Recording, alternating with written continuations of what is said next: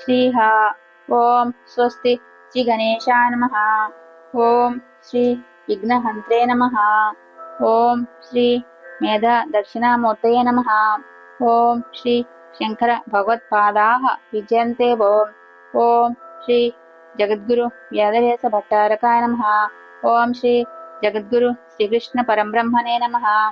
ఓం బ్రహ్మసూత్ర శంకర భాష్యం సమన్వయాధికరణం భాగం 10గా చెప్పుకుంటున్నాం. భాగం 10. పూర్వపక్షి వాళ్ళు శాస్త్రయోని అని ఎందుకు అంటున్నారు అని అది అభ్యంతరం చెప్పారు. శాస్త్రయోని అంటే బ్రహ్మ ద్వారా తెలుసుకుంటాం కదా, అట్లా ఎందుకు చెప్తున్నారు అని అభ్యంతరం చెప్తే, శాస్త్రయోని అంటే మనకి దాని ద్వారా అవిద్య తొలగించడం కోసం శాస్త్రాల్లో బ్రహ్మతత్వం గురించి, బ్రహ్మను అవిద్య తొలగటం వల్ల కలుగుతుంది కాబట్టి అట్లా శాస్త్రంలో బ్రహ్మతత్వాన్ని చెప్తున్నారు, కానీ అది అవిద్య తొలగించుకోవడం కోసం అని చెప్తున్నారు. ఏది నిత్యము ఏది అనిత్యము ఇలా తెలియటం వల్ల, అది అలా మనకు అధ్యయనం చేయడం వల్ల తెలిసాక అప్పుడు బ్రహ్మతత్వం అనేది మనకు కలుగుతుంది. దేని ద్వారా నిరూపించేది కాదు అని చెప్తున్నారు. ఇప్పుడు ఇంకొక వర్ణకంలో చెప్పుకుందాం. ఇప్పుడు ప్రాభాకరుల మతాన్ని అనువదించి నిరాకరించుచున్నారు. భాటులు ప్రభాకరులు కూడా బ్రహ్మ అనేదే లేదు అని అంటారు. ప్రభాకరులు కూడా అలా అంటారంట. ఆ విషయంలో ఇద్దరికీ ఏకాభిప్రాయమే. కానీ భట్టులు సిద్ధ వస్తువునందు కూడా పదాలకు శక్తి ఉందని అంగీకరిస్తారు. సిద్ధ వస్తువునందు కూడా ఒక పదానికి శక్తి ఉందని అంగీకరిస్తారంట.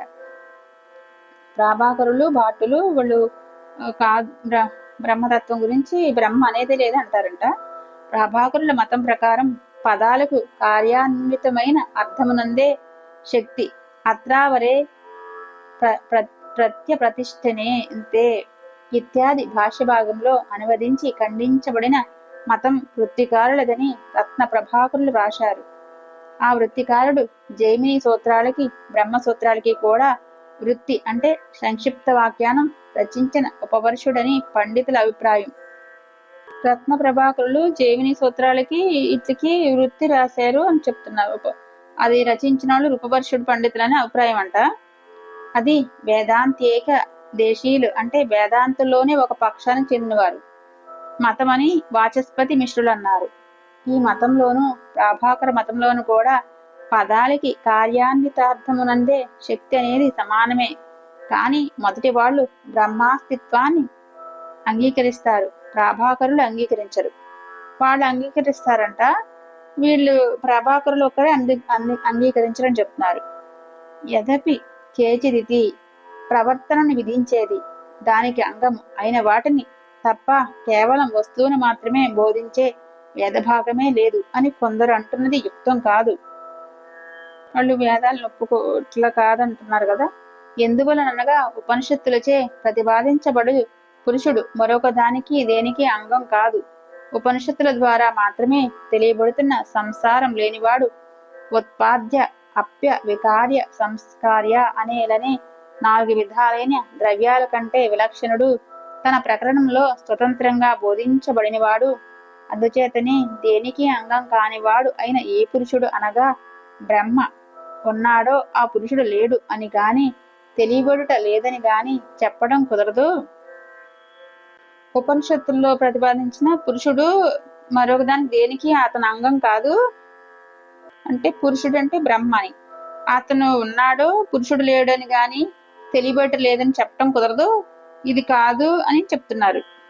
సా ఏష నేతి నేత్యాత్మ అంటే ఇది కాదు ఇది కాదని దృశ్యమైన వాటినన్నిటినీ నిషేధించి ఏది ఉపదేశించబడిందో ఆ ఆత్మ ఇది అని శృతివాక్యంలో ఆత్మ శబ్దం ఉపయోగించబడింది. అనగా అదే ఆత్మ అని చెప్పబడింది. ఆత్మ తాను నిరాకరింప శక్యమైనది కాదు. ఎందువలనగా ఎవడు నిరాకరిస్తున్నాడో అతడే ఆత్మ. శృతివాక్యాల్లో ఆత్మ శబ్దం ఉపయోగించబడింది అనగా ఆత్మే, మనమే ఆత్మ అని చెప్తున్నారు. ఆత్మ అనే దాన్ని నిరాకరించడం కుదరదు. ఎందువలనగా ఎవరు నిరాకరిస్తున్నారో వాళ్ళే, అతనే ఆత్మని. మనం అందరూ ఆత్మస్వరూపులమే కాబట్టి ఆత్మే మనమని ఎవరు నిరాకరిస్తున్నారో అతనే ఆత్మ అని చెప్తున్నారు. దీని గురించి వివరణ. స్వపకరణస్థ అనగా తనను గూర్చి చెప్పిన ప్రకరణలో ప్రధానంగా చెప్పబడినదే అర్థం.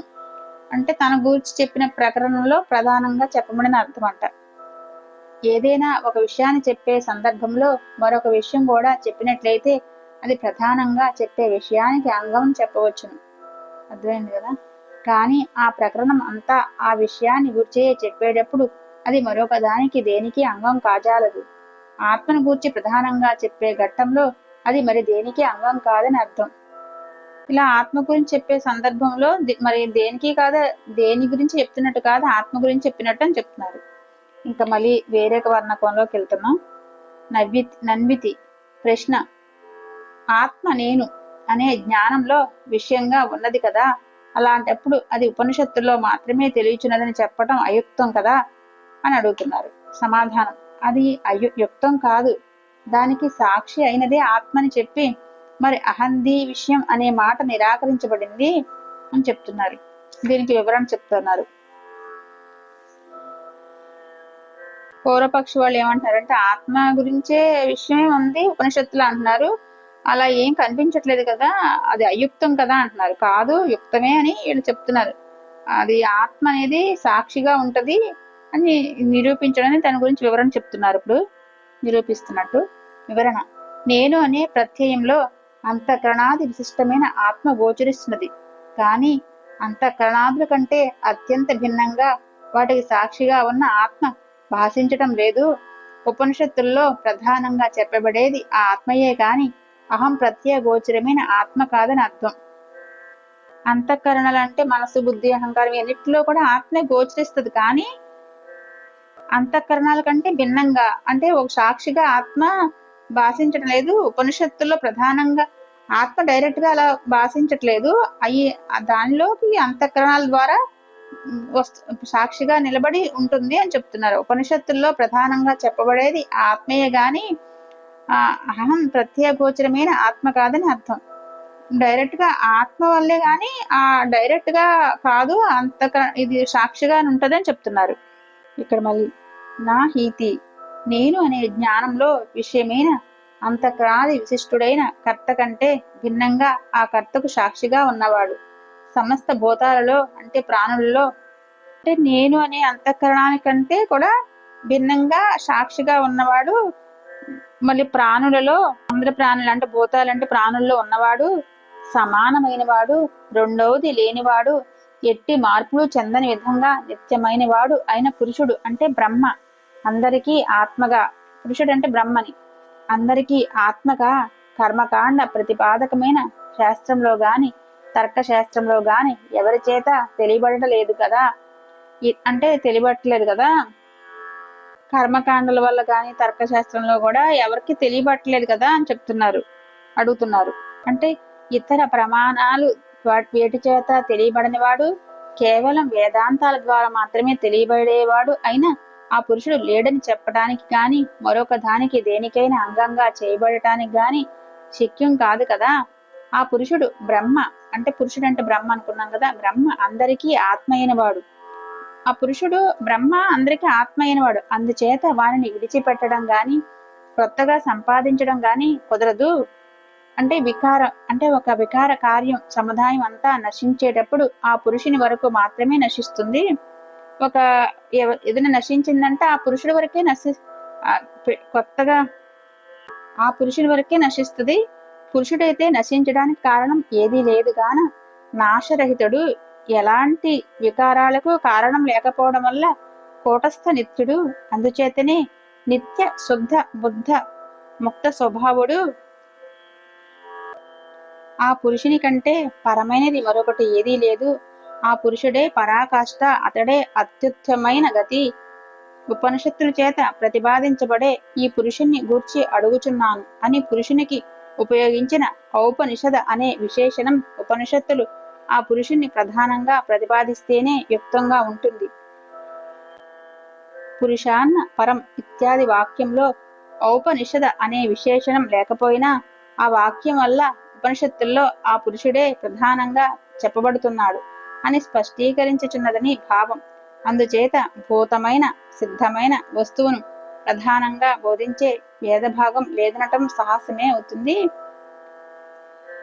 బ్రహ్మ కంటే పరమైనది మరొకటి లేదు, ఆ బ్రహ్మే పరాకాష్ట, అది అతను కూటస్థ నిత్యుడు, అన్ని ప్రాణాల్లోనూ సిద్ధమైన వస్తువు ప్రధానంగా బోధించే వేదభాగం లేదనటం సాహసమే అని చెప్తున్నారు. ఈ సమన్వయ అధికారంలో మనం 10వ భాగంగా చదువుకుంటున్నాం. 10వ భాగం సంపూర్ణం. ఇంకా చాలా ఉంది సమన్వయ అధికారం. ఓం శ్రీ గురుభ్యో నమః. సర్వం శ్రీ కృష్ణార్పణమస్తు. మరలా రేపు చదువుకున్నాం. ఉపనిషత్తులన్నిటిలో కూడా వేదాల్లో అన్నింటిలో బ్రహ్మ గురించే అని ఉంది అని చెప్తున్నారు. ఇంకా ఇవన్నీ వివరణగా రేపు చెప్పుకుందాం.